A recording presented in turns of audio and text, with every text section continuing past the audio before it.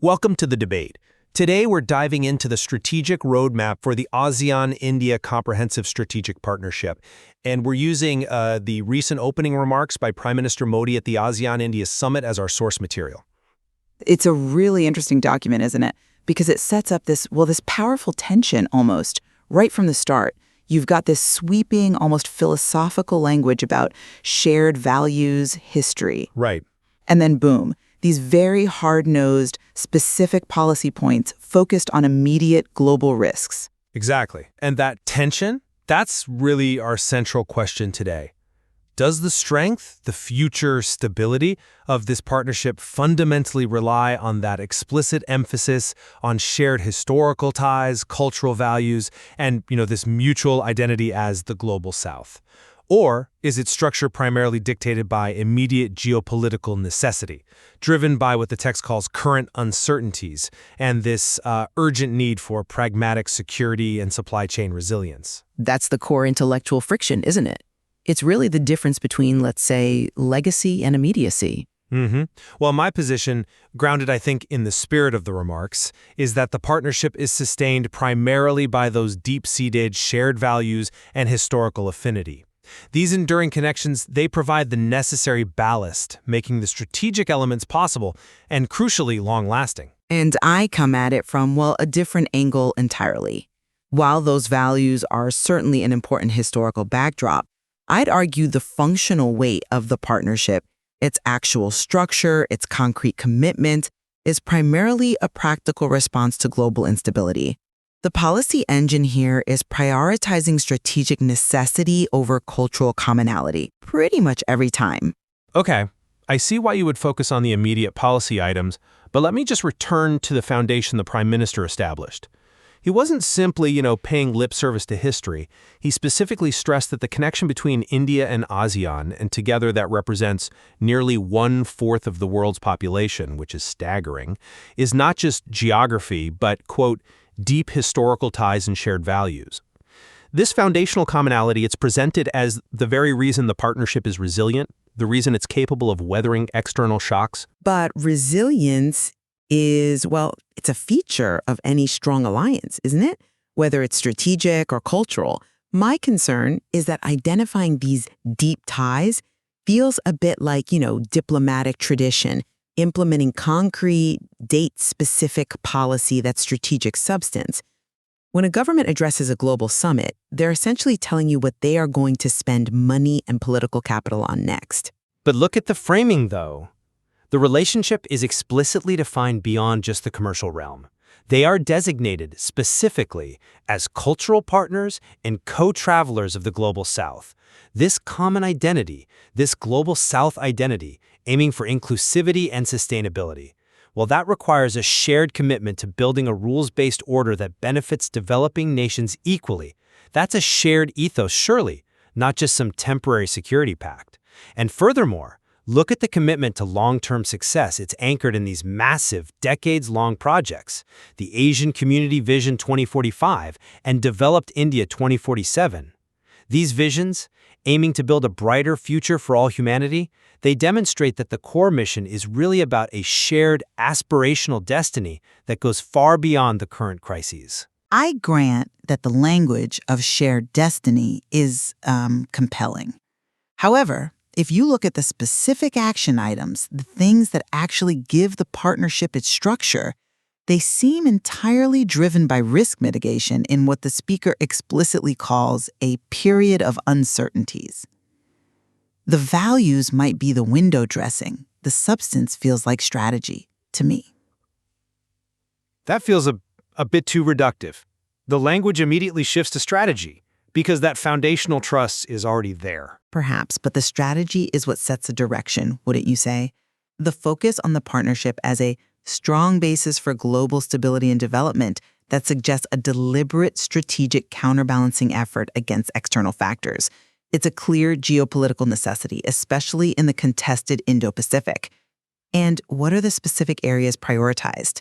Securing resilient supply chains, which is fundamentally an economic security imperative, addressing food security, a major global vulnerability, and the heavy emphasis on defense and security cooperation. And security cooperation is vital for shared prosperity. You can't separate them. It is, certainly, but the driver here seems clearly to be immediate threat mitigation. Just consider the most concrete, the sharpest policy point in the entire address, the declaration of 2026 as the ASEAN-India Year of Maritime Cooperation. Now, maritime cooperation is inherently a response to security and economic stability concerns in the Indo-Pacific, concerns over sea lanes, resource exploitation, regional power dynamics. It seems to me it's the immediate strategic needs that are generating the sharpest, most date-specific policies, not necessarily the preservation of shared ancient history. Necessity generates action. History provides, well, a pleasant backdrop. Okay, let's turn to a key structural element then. The interpretation of ASEAN centrality. The material is very clear. India gives full support for ASEAN centrality and ASEAN's outlook on the Indo-Pacific. From my point of view, this is pretty strong evidence of a profound philosophical alignment. It validates a shared political identity, a deep-rooted respect for a common, multilateral framework that prioritizes regional cohesion. This alignment feels driven by a genuine commitment to collective stability and shared decision-making, not just, what's convenient for Delhi at the moment. I find that interpretation a bit difficult to accept, honestly. Supporting ASEAN centrality, well, isn't that fundamentally a highly pragmatic, geopolitical strategic choice? Why? Because if India wants to project influence and maintain its strategic reach in Southeast Asia and specifically counter the potential influence of other major powers, it must route that through the established structure of ASEAN. If India tried to bypass ASEAN, it would erode trust. It would be viewed as overly unilateral. It seems like the politically intelligent maneuver that guarantees access, not necessarily some deep philosophical allegiance to the concept itself. But isn't that just describing the tactical mechanism for enacting the philosophy? The commitment is to ASEAN's outlook on the Indo-Pacific. That demonstrates an acceptance of a pre-existing regional framework, rather than simply imposing India's own strategic desires onto the region. I'm sorry, but I just don't quite buy that the commitment is purely philosophical. Let's look at the Act East policy, which the text itself characterizes as the main pillar of this relationship. The Act East policy is fundamentally about using ASEAN as the crucial lever for India's strategic reach, its economic market access, its security depth. It seems less about cultural heritage, though that certainly facilitates the relationship, and more about securing India's economic and physical future by prioritizing engagement with those dynamic economies to its east.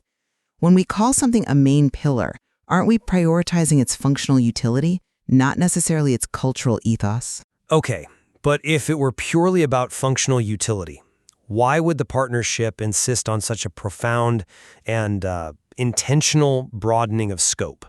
If the only goal was geopolitical security and, say, resilient supply chains, why the explicit and repeated emphasis on new areas like education, tourism, science and technology, and strengthening people-to-people relations? These programs, they're resource-intensive. Their return is measured in decades, not immediate security dividends. They seem like essential mechanisms for preserving and actualizing those deep cultural links, creating a shared future in the 21st century. That's a compelling argument for the importance of soft power. I'll grant you that. But have you considered why the speech equally emphasizes these deeply technological and defense-oriented areas like health, green energy, and cybersecurity? These are areas responding to massive, contemporary, shared vulnerabilities. Green energy is about climate adaptation, energy independence. Cybersecurity, well, that's about defending critical infrastructure. These aren't historical or cultural linkages. They feel much more like responses to shared 21st century threats. And crucially, when the Prime Minister notes that India stands firmly with its ASEAN friends in every disaster, he is referencing things like HADR, humanitarian assistance and disaster relief. This strikes me as a practical security necessity, a demonstration of reliance in moments of crisis, not really a cultural aspiration. It emphasizes preparedness and capability, which feel like the hallmarks of a strategically driven partnership. but technology and collaboration are the modern language of shared prosperity. When the speech focuses on digital inclusion, for example, that is the contemporary iteration of building shared prosperity and inclusivity, which is mentioned right there in the summit's theme. The investment in S&T and health, that's about ensuring that the nearly 2 billion people represented by these nations can thrive together safely. These are investments in the future of the shared bond, ensuring that the cultural partnership remains relevant and strong as we face these modern problems together. I agree they are investments in the future, but are they investments necessary primarily to survive the current global volatility? Let's maybe tackle the weight of uncertainties head on. I guess I challenge you to explain how the emphasis on shared values can truly override the immediate pragmatic needs of economic and physical resilience. When resources are being allocated, surely the policy priority must be security, the pursuit of resilient supply chains, food security, maritime security. It feels like a very clear signal that economic and physical safety in a volatile global environment are dictating the policy structure far more strongly than historical empathy. Policymakers at the end of the day are allocating resources based on immediate risk assessment. That's necessity, isn't it, not history? I absolutely concede that uncertainty exists, and the policies must address it. Geopolitical risk is real, no question. However, I'd still maintain that the strength of the comprehensive strategic partnership in this era of uncertainty is entirely predicated on that existing foundation of trust, the trust built through those deep historical ties. This foundation isn't just a passive concept, it's an active lubricant, if you will. Why is that historical foundation so necessary, though? Other alliances manage to be purely tactical. Continuously, or sata pragati, as stated, when other purely geopolitical alliances, the ones that lack this shared rooting, might falter or even dissolve under pressure. The values are the prerequisite, the enabling condition for the necessary practical cooperation, the ability to commit to massive, long-term strategic resilience, like those 2047 visions, that rests on historical trust and a shared ethos. If the partnership were purely tactical, wouldn't it be inherently fragile, subject to immediate dissolution the moment interests diverge even slightly? The continuity, I think, proves the depth of the value-based commitment. Okay, that's a very subtle but important distinction you're making. You're suggesting that shared values are the enabling condition for strategic necessity, making the necessity actually possible. I can agree that trust definitely facilitates cooperation. However, the driver, the engine that dictates which policies are implemented, how quickly they're implemented, and where the resources flow, that still feels like the immediate need for stability in the face of uncertainty. The necessity defines the strategic direction. The history just makes the negotiations easier, perhaps more palatable. I suppose I just see it differently. The shared identity dictates the scope and ultimately the goal. The fact that India explicitly commits itself to strengthening the ASEAN Community Vision 2045 means it's aligning its policy with a vision for shared regional development. That sounds like a philosophical long-term commitment to me. The strategy is built to fulfill that shared destiny, even if current geopolitical challenges require deploying specific security tools along the way. The strategy is built to fulfill current needs, I'd argue. Just look at the data points in the speech. Maritime security and Haiti received the most concrete, dated policy commitments. That tells you what's really top of the agenda right now. All right, well, to summarize my position, the partnership's identity is, I believe, inextricably linked to the shared history, the bonds of the global South, and the overarching goal of preserving a shared cultural heritage. These enduring values act as the ballast, stabilizing the relationship against the current uncertainties, making it inherently robust and capable of sustaining these multi-decade strategic goals. And I'll restate my view. While those cultural links are indeed present and, yes, acknowledged, the functional and forward-looking commitments, particularly relating to maritime security, supply chains, risk mitigation, these reveal that the partnership's operational structure is fundamentally a response to geopolitical necessity. It's about the theme of achieving stability in an uncertain world. The policy agenda seems to follow the perceived threat landscape quite closely. The material certainly shows a powerful, multifaceted relationship that skillfully integrates both dimensions, that's clear. But the core disagreement does remain. Is the strategic direction ultimately set by the ambition of shared history or more by the urgency of current security imperatives? Agreed. The remarks are definitely a testament to the relationship's sophistication, but they do force the listener, I think, to weigh which force, cultural history, or current geopolitical pressure really holds the ultimate strategic influence over its future trajectory. There's clearly much more to explore within this material. To have Prime Minister Narendra Modi, who is a friend of ASEAN and me personally, and I think thank you very much. Welcome to this ASEAN meeting. And we have had a series of meetings today. And ASEAN-India dialogue relations for us remain a force for stability, for mutual prosperity, and with your strides in economic advancement in various fields, I'm sure you will be beneficial both to India and ASEAN. It is my honor, therefore, to invite my respected Prime Minister, Perdana Mantri of India, Narendra Modi, to deliver his opening remarks. Please.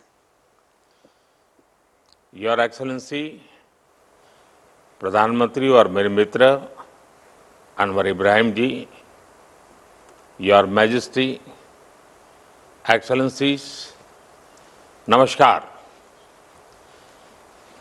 आपने ASEAN परिवार के साथ फिर एक बार मुझे जुड़ने का अवसर मिला है। मुझे बहुत खुशी हो रही है। आसियान की सफल अध्यक्षता के लिए मैं प्रधानमंत्री अनवर इब्राहिम को हार्दिक बधाई देता हूं।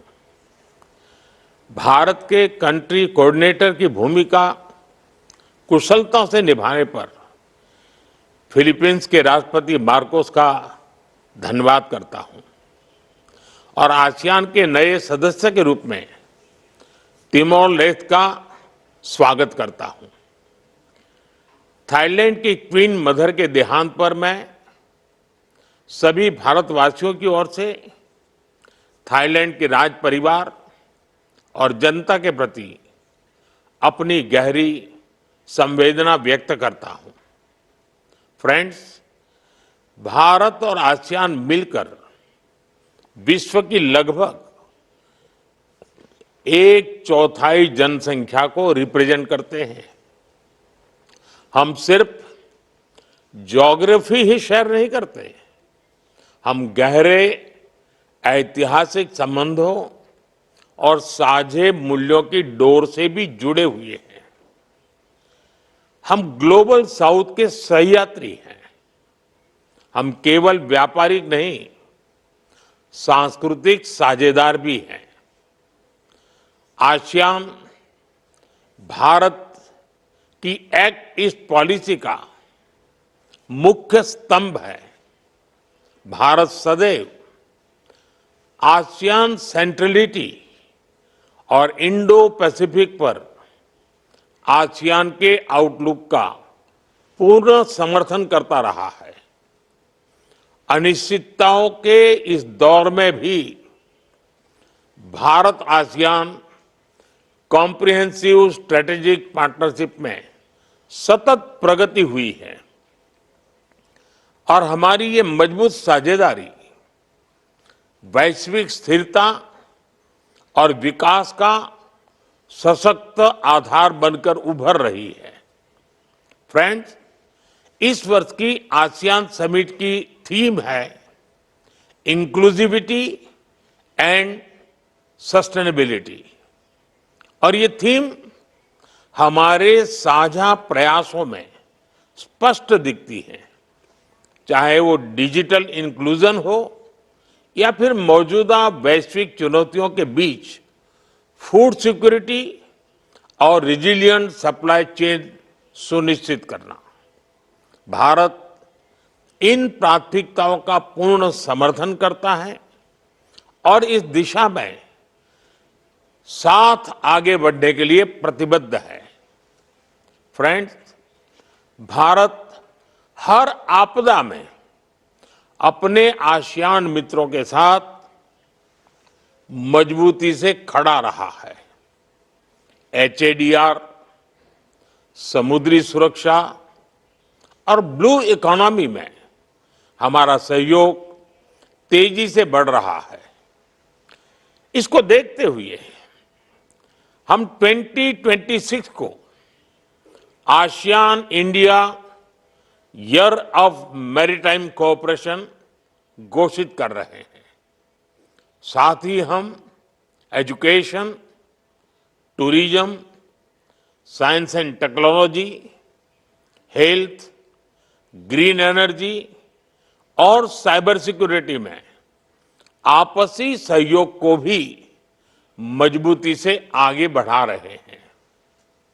अपनी साझा सांस्कृतिक विरासत को संजोने और पीपल टू पीपल संबंधों को मजबूत करने के लिए हम साथ मिलकर काम करते रहेंगे। फ्रेंड्स, 21वीं सदी हमारी सदी है, भारत और आसियान की सदी है।